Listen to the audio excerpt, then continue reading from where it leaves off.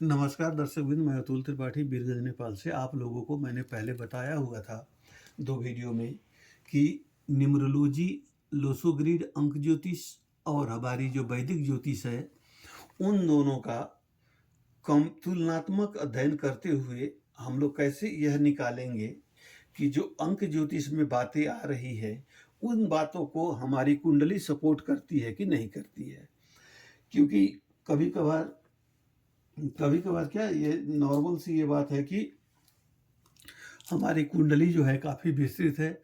उसमें 120 साल की ग्रहों की दशा होती है, जबकि अंक ज्योतिष में 45 साल की दशा होती है।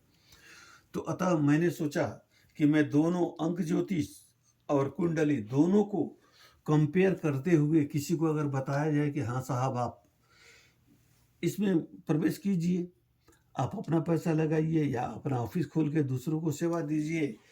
सेवा के एवज में आप उनसे कुछ परसेंटेज अपना लीजिए, एज ए ट्रेडर आप घुसिए। आप कैसे जा सकते हैं, यह बताने के लिए मैंने पहले पार्ट में आप लोगों को यह बताया हुआ है कि अंक ज्योतिष के हिसाब से किस किस मूलांक और भाग्यांक वाले व्यक्ति को एज एन एडवाइजर जाना चाहिए, किस किस मूलांक और भाग्यांक वाले को एज एन इन्वेस्टर जाना चाहिए। ये सब तो मैंने बताया था। उस वक्त की कुछ बाकी बातें थी जो कि मैं अभी कंप्लीट कर देना चाहता हूँ। सबसे पहले ग्रहों की महादशा, अंतर्दशा, प्रत्यांतर दशा देखना जरूरी होता है। अंक ज्योतिष में भी अंकों की महादशा, अंतर्दशा, प्रत्यांतर दशा चलती है। तो सबसे पहले तो हम लोग ये देखेंगे कि इनका मूलांक 7 है, भाग्यांक 1 है। पहली बात तो 1 से 7 की पड़ती नहीं है। तो इनके लिए इनके ग्रिड में जो अंक मजबूत है, उस अंक की महादशा में इनको आगे बढ़नी होगी। अब यहाँ पे थोड़ी सी हम लोग थोड़ा सा समय खर्च करें। यहाँ पे सिर्फ सूर्य एक मजबूत स्थिति में दिखाई दे रहे हैं, पहली बात। बाकी 3 बार केतु है, तो केतु भी डिस्टर्ब है, अपने साथ 1-2 प्लैनेट को डिस्टर्ब करेंगे। और शनि कमजोर है, बुध कमजोर है, शुक्र कमजोर है और बृहस्पति कमजोर है। मगर उपस्थित हैं तो ये लोग सामान्य लाभ देने की स्थिति में हैं, क्योंकि एक बार ये लोग हैं। मगर यहाँ पे 3 नंबर नहीं है, यहाँ पे 4 नंबर नहीं है और यहाँ पे 2 नंबर नहीं है। तो ये न होने का मतलब है कि इनसे संबंधित वर्षों में घाटा लगेगी।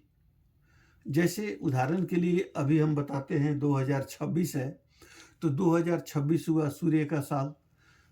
2 + 2 + 6 1 होगा। तो 26 जातक के इस डेट वाले, इस बर्थ डेट वाले के लिए 2000 यानी कि 6 जुलाई 2026 से लेके 5 जुलाई 2027 तक में फर्स्ट हाफ ठीक रहेगा 26 तक। जैसे 27 आएगा तो 2 पे चला आएगा, तो यहाँ पे 2 नंबर मिसिंग है। सेकंड हाफ में प्रॉब्लम आनी शुरू होगी 27 के। और यहाँ पे ये लोग 26 में जैसे इन करेंगे, तब से इनका कुछ सिचुएशन अच्छा होना शुरू हो जाएगा, पहली बात। अब यहाँ पे महादशा कैसे चलाएं, ये मैं आपको बता देता हूँ। 1985 में इनका मूलांक जोड़ लीजिए 7। 1992 हुआ, 92 तक इनका केतु का महादशा चला।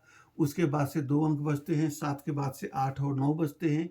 अंक ज्योतिष में महादशा 1 2 3 4 5 6 7 8 9 करके चलती है। 1 नंबर के लिए 1 साल, 2 नंबर के लिए 2 साल, 3 नंबर के लिए 3 साल एवं वृत्त से 9 नंबर के लिए 9 साल। तो अब यहाँ पे 7 नंबर खत्म हो गया, 8 और 9 2 अंक बचते हैं, दोनों को जोड़ने पे 17 होता है। 92 में 17 जोड़ देते हैं तो आपका 2009 हुआ। अब यहाँ पे 2009 में ऐसा करते हैं, सूर्य का 1 साल, चंद्रमा का 2 साल 3 साल। उसके बाद से बृहस्पति गुरु का 3 साल 6 साल, चंद्रमा का 4 साल 10 साल और उसके बाद से बुध का 5 साल 15 साल। बुध तक का 15 अगर जोड़ देते हैं तो बुध तक की महादशा समाप्त हो जाती है। तो 15-9 24, यानी कि 7/7/2024 से बुध के बाद 5 के बाद 6 आएगा, शुक्र का महादशा इनका आएगा। शुक्र का महादशा आएगा तो शुक्र का महादशा एक बार है तो मध्यम रहेगी 24 से 30 तक। उसके बाद से 30 के बाद से केतु की महादशा आएगी तो केतु ऑल ऑफ सडन आपको प्रॉफिट देगा या लॉस देगा। कैसा है, क्या है, यहाँ पे 3 बार आने का मतलब डिस्टर्ब है। तो केतु की अगर रेमेडी कर दी जाए तो पहली बात, फ़ायदा अच्छा होगा। रेमेडी होने का मतलब है 3 टाइम्स है तो फ़ायदा देगा, 1 टाइम तो है नहीं। और उसके बाद से इस डेट वाले जातक की पहले मनोवृत्ति समझनी होगी, क्योंकि यहाँ पे 7 है, 4 नहीं है। 4 होता तो बंदा डेफ़िनेटली 4-7 दोनों होने पर शेयर शॉर्टकट से पैसा कमाने की जुनून लगी रहती, बट ऐसा नहीं आएगा। अब इसको मैंने कुंडली की तरफ मैं लेके गया हूँ इसको। अब कुंडली की तरफ जब लेके गया हूँ तो 7/7/1985 जो मैंने डेट ऑफ बर्थ लिया है, तो 5-5 मैंने शाम का जन्म समय रखा और जन्म स्थान कानपुर रखकर मैंने कुंडली बनाई। तो कुंडली मुझे वृश्चिक लगन की कुंडली प्राप्त हुई और राशि जो है इनका कुंभ राशि मिला। अब यहाँ पे जो ज्योतिष जानते हैं, कुंडली से जो जिनको वास्ता है वो लोग समझ सकते हैं। हमारे कुंडली में ग्रहों को 2 ग्रुप में बाँटा गया है, एक देव ग्रुप और एक दैत्य ग्रुप। देव ग्रुप में आते हैं चंद्रमा, मंगल, बृहस्पति और सूर्य। इनका अगर लोसो ग्रिड से नंबर देते हैं तो 2 नंबर चंद्रमा का, 9 नंबर मार्स का, जुपिटर का 3 नंबर और सूर्य का 1 नंबर। ये 2, 3, 9, 1 आपस में मित्र हैं। उसी तरीके से राहु, केतु, शनि, शुक्र दैत्य ग्रुप के हुए, यानी कि 4, 7, 6, 8 ये चारों भी आपस में मित्र हैं।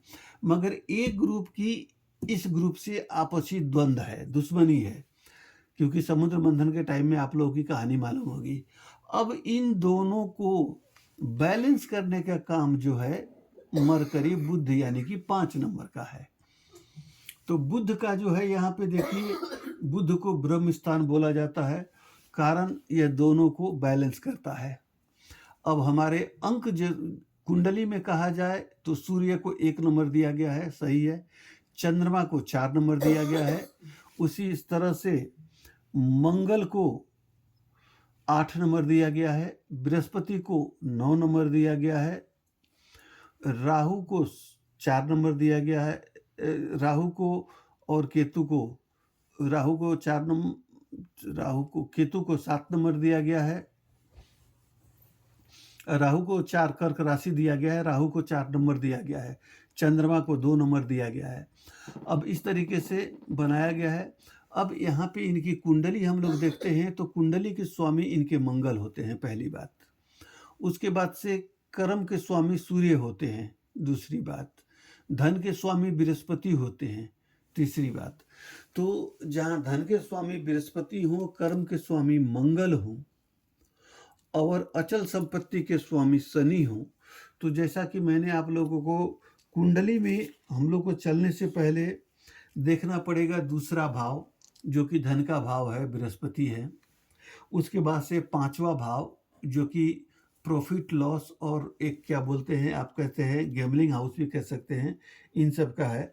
और 8वां भाव जो है ये पावर ऑफ इंट्यूशन है और किसी भी घटना का पूर्वानुमान, भविष्य में क्या होगा इसका सटीक अंदाजा लगाने का भाव है। और 11वां भाव जो है प्रॉफिट का भाव है। ये चारों भाव की पोजीशन देख के हम लोग आगे बढ़ेंगे। तो पहला दूसरा भाव देखते हैं तो 9 नंबर बृहस्पति है, ये अष्टम भाव में आके बैठते हैं। तो अष्टम भाव में बैठना थोड़ा सा इनके लिए दिक्कत होगा, कारण इस कुंडली में बुध और शुक्र जो होंगे मार्केश होंगे। मगर यहाँ पे शुक्र मार्केश इसलिए नहीं कहे जाएंगे क्योंकि शुक्र सप्तम भाव में खुद की राशि में बैठकर मालव्य महायोग बना रहे हैं। इसलिए शुक्र इनको अपनी दशा, अंतर्दशा, महादशा में हमेशा इनको फायदा देंगे। जैसा कि मैंने आपको बोला यहाँ पे कि 6 नंबर शुक्र का स्टार्ट होगा 24 से, तो 7 जुलाई 2024 से लेकर 7 जुलाई 2030 तक जो भी लग्जरी देना है शुक्र इनको देंगे। शुक्र एक बार आए हुए हैं, कमजोर है। अब यहाँ पर आप कुंडली में देखिए तो शुक्र यहाँ पे 60 डिग्री पे है। 60 डिग्री का मतलब क्या हो गया, बाल्यावस्था हुआ, यानी कि कमजोर ही हुए, जो कि यहाँ पे एक बार दिख रहा है। अब इसके बाद से आपको शुक्र की महादशा यहाँ पे चल रही है और यहाँ पे शुक्र अब मार्केश नहीं होंगे। रही बुध की बात, तो कुंडली में बुध 3 और 6, एक आपको 3 नंबर के मालिक हैं, ये जो कि आयु मृत्यु का कारक है। और इसकी उसके बाद से ये 6 नंबर के मालिक हैं, जो कि सर्टेन आय को दिखाता है। और बुध जो है अपने शत्रु राशि, बुध का कोई शत्रु नहीं है, लेकिन चंद्रमा खुद को बुध को अपना शत्रु मानता है।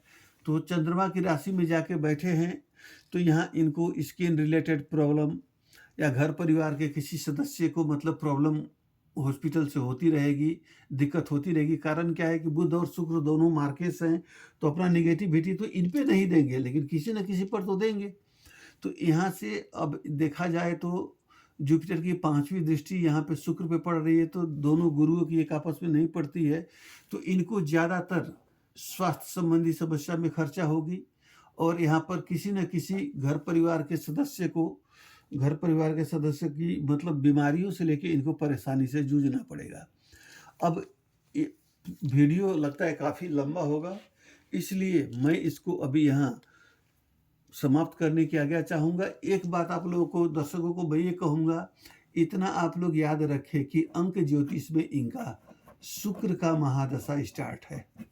शुक्र, हालांकि मैं दूसरी वीडियो में मैं इसको लेके आऊँगा, कहाँ से कब कैसे स्टार्ट हो रहा है, इसकी अंतर्दशा कैसे आएगी, और इनको एज ए इन्वेस्टर जाना है या एज एन इनको प्रोप्राइटर जाना है, एज ए इनको एडवाइज़र जाना है, सब मैं आपको आगे बताऊँगा। बट वीडियो ज़्यादा लंबा होगा तो आप लोग को देखने में भी दिक्कत होगी, इसलिए अभी जो मैंने यहाँ तक बताया ग्रहों के हिसाब से जो कुंडली की आवश्यक चाहिए, तो 2 नंबर भी सही है, 9 नंबर और 12 नंबर गुरु हैं। गुरु की दृष्टि भी दोनों भाव इस पे पड़ रही है। तो अब मिला-जुला के अभी तक की स्थिति पॉजिटिव आ रही है कि इनको शेयर मार्केट में जाना चाहिए, मगर कैसे, कब जाना चाहिए, ये मैं आपको आने वाले वीडियो में बताऊँगा। अभी आप मुझे आज्ञा दें, अभी के लिए इतना ही। धन्यवाद।